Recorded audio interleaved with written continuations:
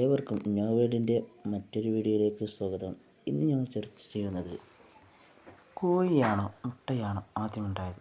ഒടുവിൽ ഉത്തരം കണ്ടെത്തി ആര്? ശാസ്ത്രജ്ഞൻ. നമുക്കതിൻ്റെ വിശദ വിവരങ്ങളിലേക്ക് പോയി നോക്കാം. കോഴിയാണോ മുട്ടയാണോ ആദ്യമുണ്ടായത്? ലോകപ്രശസ്തമായ ഒരു ചോദ്യമാണിത്. വർഷങ്ങളായി ആളുകൾ ചോദിക്കുന്ന ഒരു ചോദ്യം. പക്ഷേ ആർക്കും ഇതിന് ശരിയായ ഉത്തരം ലഭിച്ചിരുന്നില്ല. നമ്മളിൽ ഭൂരിഭാഗവും വെറുതെ തമാശയ്ക്ക് ചോദിച്ചിരുന്ന ഈ ചോദ്യത്തിന് ഒടുവിൽ ഉത്തരം കിട്ടി എന്നാണ് റിപ്പോർട്ട്. മുട്ടയാണ് ആദ്യമുണ്ടായത് എന്നാണ് ശാസ്ത്രജ്ഞന്മാർ വാദം. പക്ഷേ മുട്ട എവിടെ നിന്ന് വന്നു?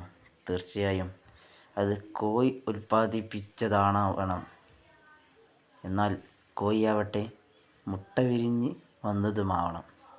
വീണ്ടും ഈ ചോദ്യത്തിൻ്റെ കുരുക്കിൽ കിടന്ന് വട്ടം കറക്കുന്നതിന് മുമ്പ് മുട്ടയാണ് ആദ്യം ഉണ്ടായത് എന്ന് ശാസ്ത്രജ്ഞൻ പറയുന്നതിൻ്റെ പിന്നിലെ കാരണം എന്താണെന്ന് നമുക്ക് മനസ്സിലാക്കാം.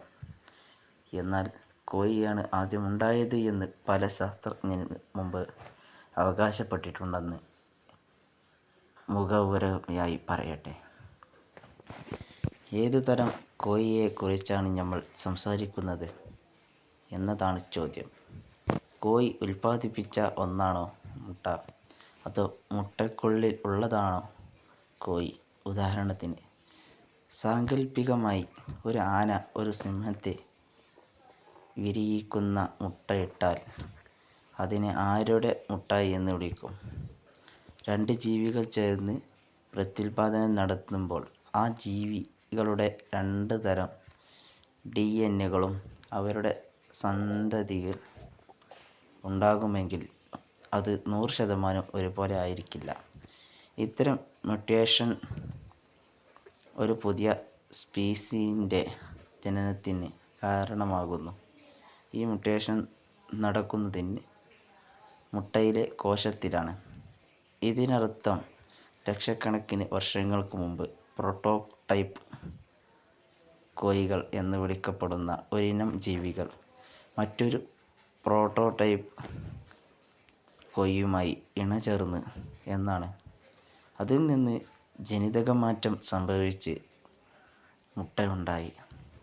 അതിൻ്റെ DNA ആകട്ടെ വളരെ വ്യത്യസ്തവുമായിരുന്നു. അങ്ങനെയാണ് ഈ നമുക്കറിയാവുന്ന കോഴി ലോകത്ത് ആദ്യമായി ഉണ്ടാകുന്നത്.